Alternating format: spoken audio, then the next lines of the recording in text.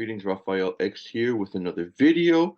Click on the subscribe button, click on the like button, share this video, leave a comment, all that good stuff. Without further ado, let us start with a prayer. In nomine Patris et Filii et Spiritus Sancti. Amen.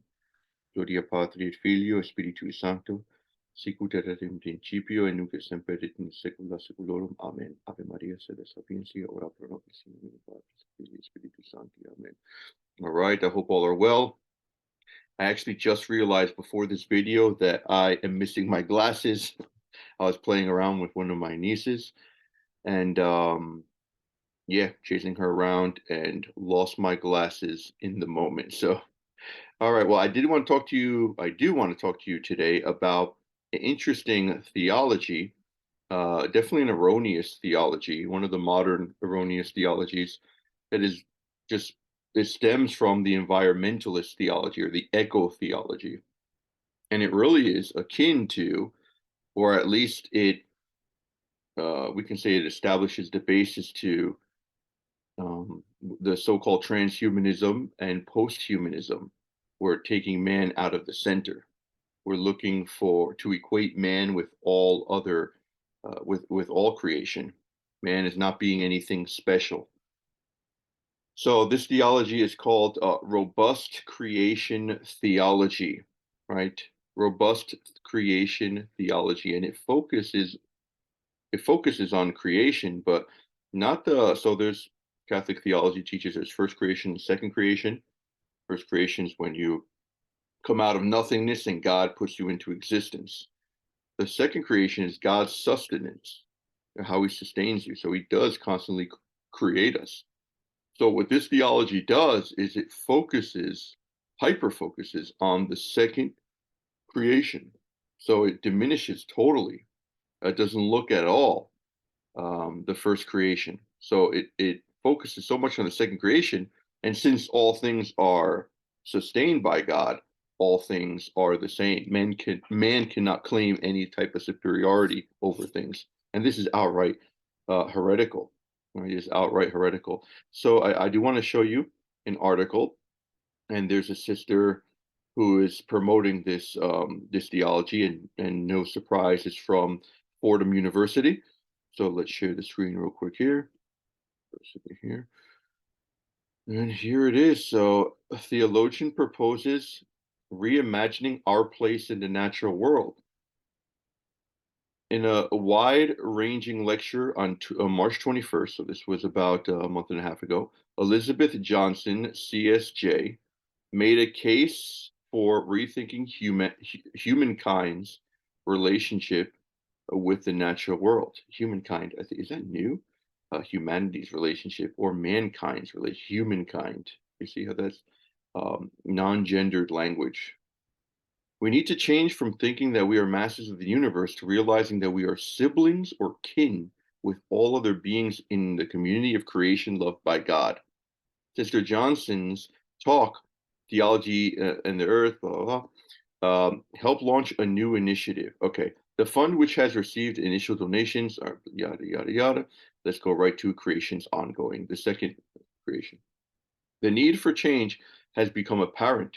A report issued on Monday by the Intergovernmental Panel on Climate Change found that the planet is likely to cross a critical threshold for global warming within the next decade. And again, the scientists who are against this are shunned. So global cooling in the 70s, global warming now. Actually, it's just climate change, I believe. Global warming's not even mentioned. So there you go. But of course, this is dogma, right, for these people. Let's go here. Once we realize we're part of the same journey, she said, it's easier to see the intrinsic value of all living things.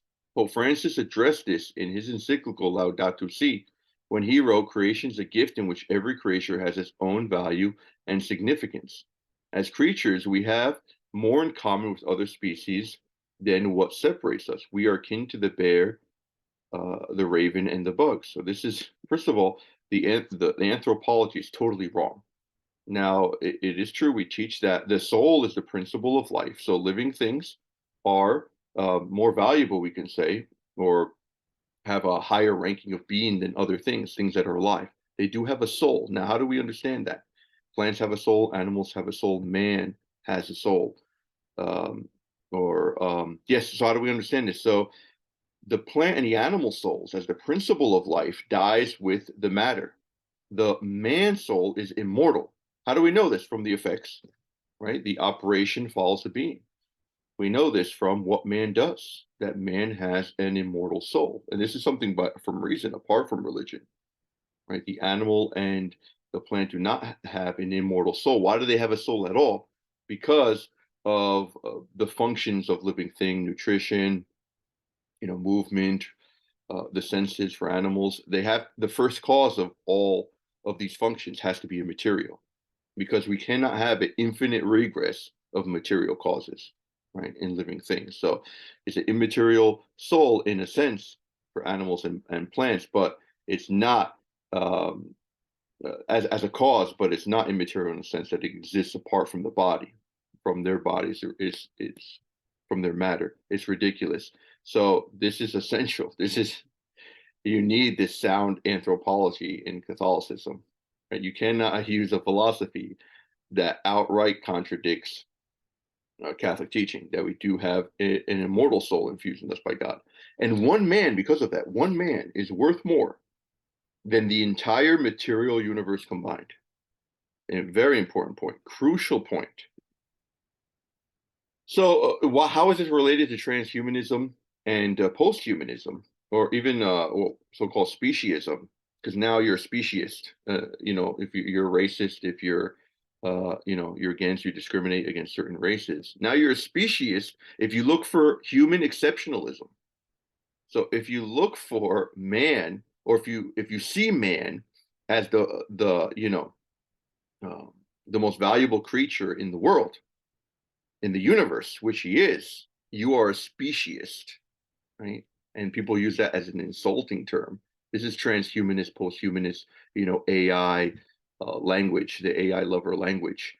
So this is very much akin to that, because what posthumanists and transhumanists want to do, they want to redefine humanity as something merely natural, as something that can tend to be a cyborg, with man and machine together, and then ultimately be replaced. So a reassessment of our definition of human, what we know to be human according to nature. But this cannot happen because of the soul, the soul, the soul, the soul, the immortal soul. That's absolutely crucial. Let's go back here to this article. I don't want to make the video too long, but it's important stuff.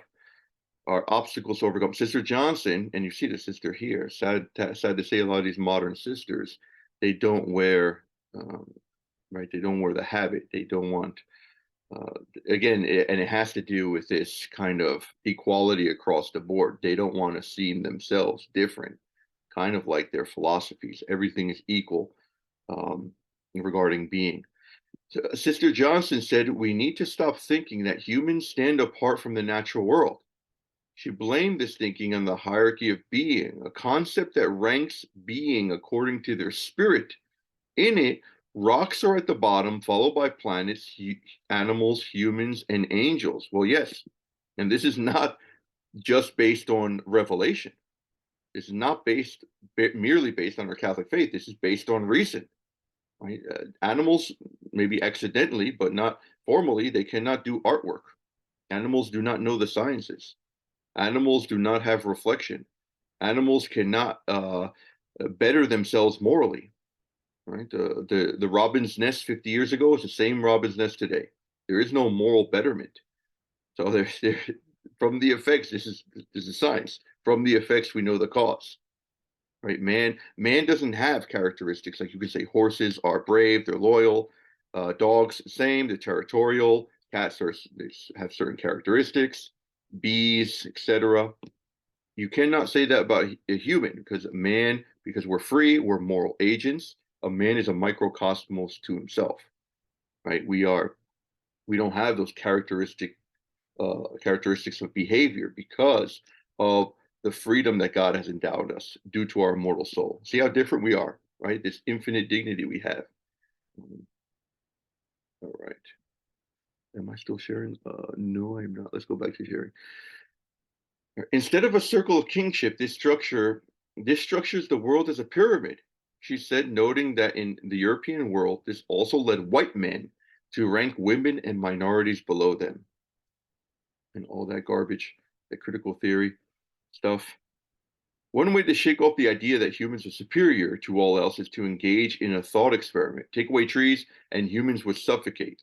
Take away humans, and trees would do just fine, she said. So, who needs who more? So, how is this the basis of dignity? All right. How is this the basis of dignity? I don't even know if it's exactly true, scientifically speaking, but how is this that? How does it establish um, dignity? Who needs who more? It's not a legit argument. Sharon again. Ultimately, human hubris about our place in the world needs to be addressed through what Sister Johnson called a robust creation theology.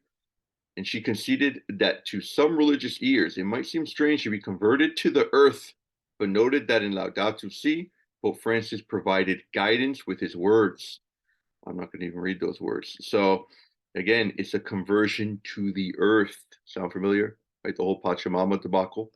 Pachamama, the goddess fertility, how she was essentially worshipped in the Vatican gardens, how the Italian bishops wrote a prayer to the Pachamama. Pachamama, again, the goddess of earth goddess of the Incas. So this is what this is, again, these all tie in together.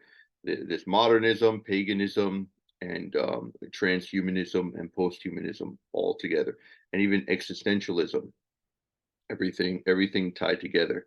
What's the antidote to this? Classical theology based on realist metaphysics, Aristotelianism, and maybe Suarism, I would say. I tend to be a Suarist, so yes, this is the antidote. All right, let's continue a little bit more, and we'll finish. The idea that God is lovingly, and now they mention God, right? And so this talk really, I heard some of the talk, and God is nowhere to be found. But when it's about acceptance, yes, they mention God, kind of using God to justify their beliefs here. I'm also really glad that they had someone from the, okay, this is ending here. I'm confusing this with another article, and I want to share, well, let's just share. So that's that robust creation theology. So you cannot, yes, first of all, there is no second creation without first creation. And the first creation of man is spectacular, right? There is no, well, evolution cannot be evolution of the entire human as such, the integral human. No, there is no evolution of the soul. Is there evolution of the body? I don't think so, right? Is it a possibility? Does it go directly against Catholic faith? Not necessarily. But I mean, first of all, there's a lot of holes in evolution theory. But the soul is not, it makes no sense. How can you be almost human, almost human, almost human, 90% human, 95% human, 99% human? No, you're human at the exact moment of the infusion of the soul by God, right? At the moment of conception. All right. Obviously, our first parents weren't conceived, right? They were created from the dirt. Now, if were they created from a pre-existing body? Okay, we're not talking about that now. That could be a possibility. It doesn't go against revelation, but there is no evolution of the integral human, right? And this is so important because God, everything else is kind of evolved. Um, but God wanted the human. He directly creates the human, right? Now we can get into another discussion here because our substances, our species, evolve from other species, right? No, actually, God creates directly the species. So, right, so that's with the substantial form and all that. So I'm not really going to get into that. But with evolution, the soul is not evolved, right? God infuses the soul immediately, right? And this shows the value of the soul being created in the image and likeness of God, of being immortal, needing the body, of course, to function, though some philosophers would dispute that. I'm not going to get into that, but not needing the body to exist, right? And that is And it shows, right? When we go to a funeral, we see a corpse and we know that Peter is not there, right? Peter is gone. We visit the corpse. We don't talk to the corpse. Peter is gone. So you are primarily your soul. You as a human are primarily uh your soul, right? And that's what makes you godlike, right? That's what makes you in the image of God. All right, so I just want to finish with this because, of course, Fordham University, crazy stuff. And no surprise here, a lot of these Catholic universities have lost, if not explicitly or formally, their name of Catholic. They definitely have lost it in their right in the environment, in the content, in every single aspect. So Fordham News, they have a Ignatian Q Conference advances LGBT inclusion and equality, and you have your pastor preaching with all this garbage. Science is real. Um, women's rights. I don't know what else, all this stuff. And yeah, so even within the Catholic circle, sad to say, true Catholicism does not defend this, but within the Catholic circle, you are having, especially with the Jesuits, promotion and advancement of LGBT inclusion and not equality, but equity is rather the better word they use. And really, no surprise, no surprise.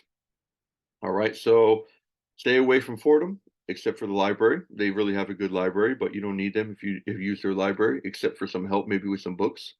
But Fordham, I mean, it's let's save our kids. Huh? All right, well, I'll leave it at that. God bless you all. Thanks for listening, and until next time, take care. God bless.